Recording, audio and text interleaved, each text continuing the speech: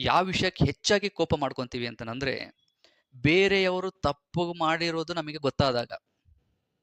ಈ ಒಂದು ವಿಷಯದಲ್ಲಿ ಸಡನ್ ಆಗಿ ಕೋಪ ಮಾಡ್ಕೊಂತೀವಿ ನಾವು. ಯಾಕಂದ್ರೆ ನೋಡಿ, ನಮ್ಮ ಗಮನ ಯಾವಾಗಲೂ ಹೊರಗಡೆನೇ ಇರುತ್ತೆ, ಬೇರೆಯವರ ಒಂದು ವಿಷಯದಲ್ಲೇ ಇರುತ್ತೆ.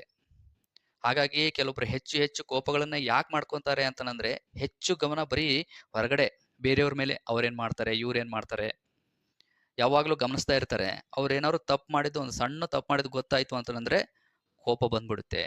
ನೋಡಿ, ಇನ್ನೊಂದು ಆಶ್ಚರ್ಯಕರವಾದ ವಿಷಯ ಏನು ಅಂತಂದ್ರೆ, ಬೇರೆಯವರು ತಪ್ಪು ಮಾಡಿದ್ರೆ ನಮಗೆ ಕೋಪ ಬರುತ್ತೆ. ಅವ್ರು ಹಂಗ್ ಮಾತಾಡಿದ್ರು, ಹಿಂಗ್ ಮಾತಾಡಿದ್ರು, ಹಂಗ್ ಮಾಡಿದ್ರು, ಹಿಂಗ್ ಮಾಡಿದ್ರು ಅಂತಂದು ಹೇಳ್ತಾ ಇರ್ತೀವಿ ಕೋಪದಿಂದ. ನಾವೇನಾದ್ರು ತಪ್ಪು ಮಾಡಿದ್ರೆ ನಮ್ಮೇಲೆ ನಮಗೆ ಯಾಕೆ ಕೋಪ ಬರೋದಿಲ್ಲ? ನೀವು ಸ್ವಲ್ಪ ಸುಮ್ಮನೆ ಯೋಚನೆ ಮಾಡಿ. ನಿಮಗೆ ನಿಮ್ಮೇಲೆ ಯಾವತ್ತಾದ್ರೂ ಕೋಪ ಬಂದಿದೆಯಾ? ಸ್ವಲ್ಪ ಶಾಂತ ರೀತಿಯಿಂದ ಯೋಚನೆ ಮಾಡಿ. ಸುಮ್ಮನೆ ಬಂದಿರೋದಿಲ್ಲ. ಯಾಕೆಂದ್ರೆ ನೋಡಿ, ಎಲ್ರಿಗೂ ಪ್ರತಿಯೊಬ್ಬರಿಗೂ ಇರುತ್ತೆ ನಾನೇ ಸರಿ ಇದ್ದೀನಿ, ನಾನೇ ಕರೆಕ್ಟು ಅಂತ ಹೇಳಿ.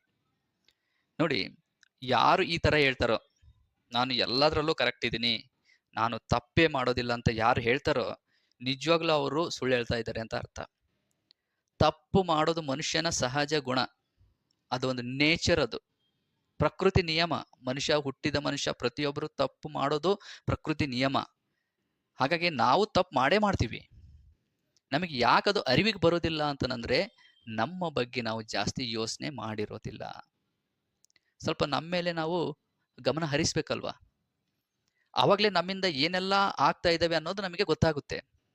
ನೋಡಿ, ಯಾವಾಗ ನಮ್ಮ ಮೇಲೆ ನಾವು ಗಮನ ಹರಿಸ್ತೀವೋ ಆವಾಗ ನಮಗೆ ಕೋಪನ ಹೇಗೆ ಕಂಟ್ರೋಲ್ ಮಾಡಬೇಕು ಅನ್ನೋದು ಚೆನ್ನಾಗೇ ಗೊತ್ತಾಗುತ್ತೆ. ಹೌದು, ನನಗೆ ಕೋಪ ಬಂದಿದೆ ಅನ್ನೋದು ನನಗೆ ಗೊತ್ತಾಗ್ಲಿಲ್ಲ ಅಂತಂದ್ರೆ ನಾವು ಅದನ್ನು ಹೇಗೆ ಕಂಟ್ರೋಲ್ ಮಾಡೋಕ್ಕಾಗುತ್ತೆ? ಕೆಲವೊಬ್ರಿಗಂತೂ ಗೊತ್ತೇ ಆಗಲ್ಲ ಬಿಡಿ. ಅವ್ರಿಗಿಲ್ಲ, ನೀನು ಕೋಪ ಮಾಡ್ಕೊಂಡಿದೀಯ ಅಂತಂದ್ರೆ ನಾನೆಲ್ಲೇ ಕೋಪ ಮಾಡ್ಕೊಂಡಿದ್ದೀನಿ ಅಂತ ಹೇಳ್ತಾರೆ. ಅಂದ್ರೆ ಅವ್ರಿಗೆ ಅವ್ರ ಬಗ್ಗೆ ಅರಿವೇ ಇರೋದಿಲ್ಲ.